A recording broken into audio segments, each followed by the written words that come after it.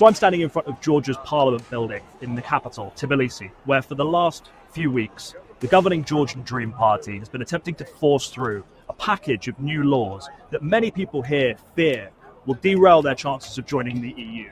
Barely 6 months after Brussels handed this country candidate status and paved its way to joining the bloc. Specifically, the government is introducing 2 bills. One that it says will criminalise what it describes as LGBT propaganda, and the other that will require civil society organisations like charities, NGOs, campaign groups and independent local media outlets that receive more than 20% of their funding from abroad to register as quote-unquote foreign agents. For many people, that's reminiscent of the exact rules that Russia has used to try and squeeze out dissent, shut down civil society, and target activists. And so what we've seen is, for the last few weeks, thousands and thousands of ordinary Georgians have come out to the streets of the capital to protest both against these laws and in favour of joining the European Union, something which their own government claims to want to do. Tomorrow and next week, I hope that we'll be part of Europe.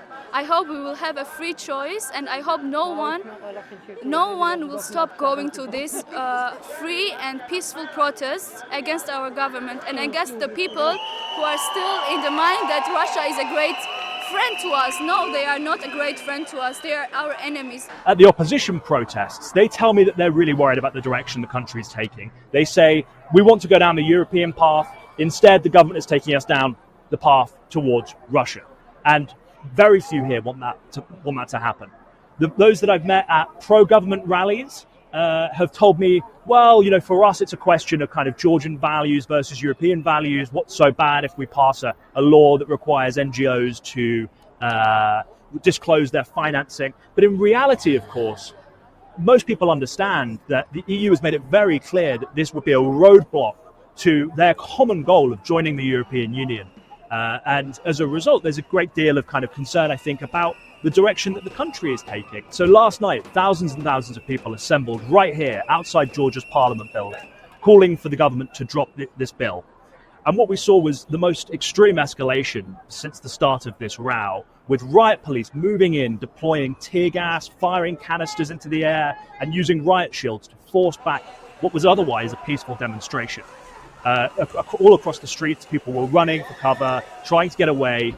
We've seen a huge number of reports of people being violently beaten by the authorities, as well as around 60 arrests have been confirmed. Among them, a senior opposition figure who says he was beaten by police and has posted a picture of himself with swollen eye and missing teeth.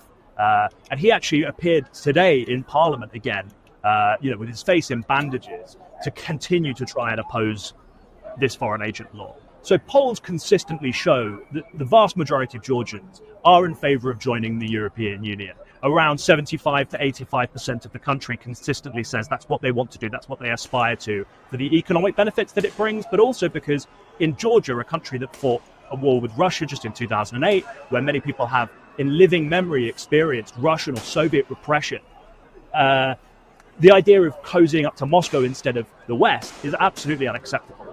However, Georgian Dream has maintained a kind of dual-track foreign policy, refusing to implement Western sanctions on Russia since the start of the full-scale war in Ukraine, and actually deepening trade ties with the Kremlin, despite that overwhelming support among the public for both closer integration with the rest of Europe, but also for Ukraine itself. And as a result, the government has tried to tell people, look, we have your best interests at heart. We still want to join the EU, but solely on our terms. And that means not accepting what they characterize as things like non-traditional relationships between same-sex couples. It means not accepting having to impose sanctions on Russia, which they refuse to do.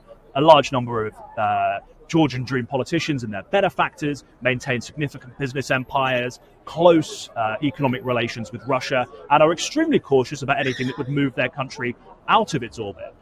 But that's obviously not what people want to hear right here. And so Bidzina Ivanishvili, the enigmatic oligarch and former prime minister who founded the Georgian Dream Party, he appeared just a few days ago, again, right here in front of the Parliament building, to try and convince people that Georgia will join the EU by the end of this decade. But that's not what we're hearing from Brussels. We've had the EU's top diplomat, Josep Borrell, saying that the foreign agent law is incompatible with European values. A spokesperson for the Commission told Politico that the government has to withdraw that bill if it's not going to derail the membership process. So while this discussion is about civil society, actually for many people it's about a much wider question of, do we want to seek closer relations with the European Union, or do we want to seek closer relations with Russia? And for those people around me, and indeed for the people who have been polled year after year and said that they continue to believe in their European ambitions, the answer is very clear.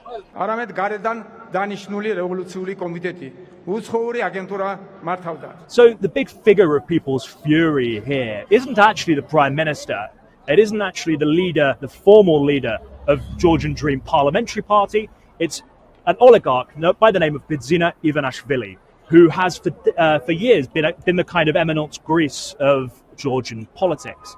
He founded the Georgian Dream Party, he was the Prime Minister, and then for the last few years, to hear Georgian Dream politicians tell it, he's retired, he's just a concerned businessman, but his personal wealth is estimated to be 30, 40, 50% of the entire country's GDP. And he's always been known to maintain significant personal control and influence over the party that he founded. Now, one of the EU's conditions for Georgia joining the EU was that Georgia would go about a process of de-oligarchization, which could only really have meant reducing Bidzina Ivanishvili's power. And a few months ago, Bidzina, despite the insistence that he was just a private citizen concerned about the fate of the country, he made a dramatic reappearance and became the chairman of the Georgian Dream Party, effectively inoculating him against claims that he was kind of the puppet master from on high, making himself seem like a legitimate politician who's actively engaged in civic life in his country.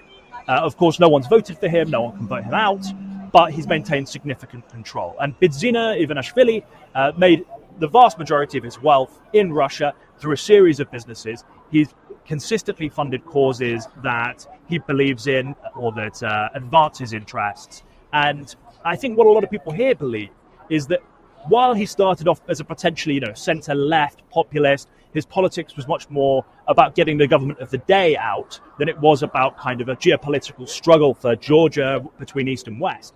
I think what a lot of people have seen is that his rhetoric has changed a lot in recent years and is increasingly paranoid. He gave a conspiratorial speech right here earlier this week where he claimed that a kind of global war party, citing a kind of popular online conspiracy theory, had provoked Russia to invade Ukraine.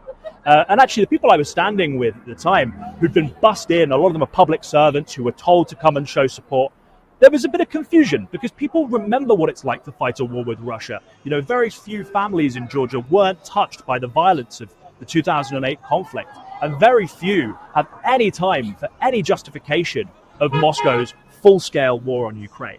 Well, it's very easy to speculate about the Georgian government's motives behind this bill. It's very difficult to know for sure. But what we do know is that Russia has expressed satisfaction at the idea that this foreign agent bill would come into force. I think it sees that as an example of Georgia slipping away from the kind of broader European community and closer towards its own orbit, copying rules nearly exactly that the Kremlin itself has deployed. Russian Foreign Minister Sergei Lavrov, as well as the far-right demagogue often called Putin's brain, Alexander Dugin, they've expressed support for these rules. And that's obviously given a lot of people pause for thought about, well, if they support this bill, what does it mean in practice for us? Because we've seen what they've done to their country, and many Georgians don't want to import that here. And actually, just today, in the parliamentary hearings over the foreign agent bill, an opposition parliamentarian was actually expelled from the chamber just for asking a question about Dugin's support for this law. In many ways, the foreign agent law is nothing new. The Georgian Dream Party tried to introduce the same rules last year, and it was forced to indefinitely shelve them amid massive public outcry, amid condemnation from the international community. And so the people who continuously turn out day after day, night after night, leaving their homes to try and call on the government to park these rules, they're very much hoping that they can repeat the same thing they did last time. But I think what's very clear, and increasingly so to foreign politicians as well, is that Georgia's path to the EU looks increasingly troubled.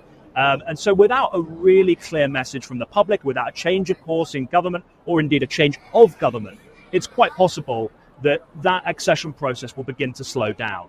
Brussels has Brussels has given Georgia a series of reforms that it has to make in order to begin accession talks. It says it's not made enough progress on that. And while other candidate countries like Ukraine and Moldova have been able to move forward and start practically talking about how they're going to join the European Union, Georgia is at risk of being left behind.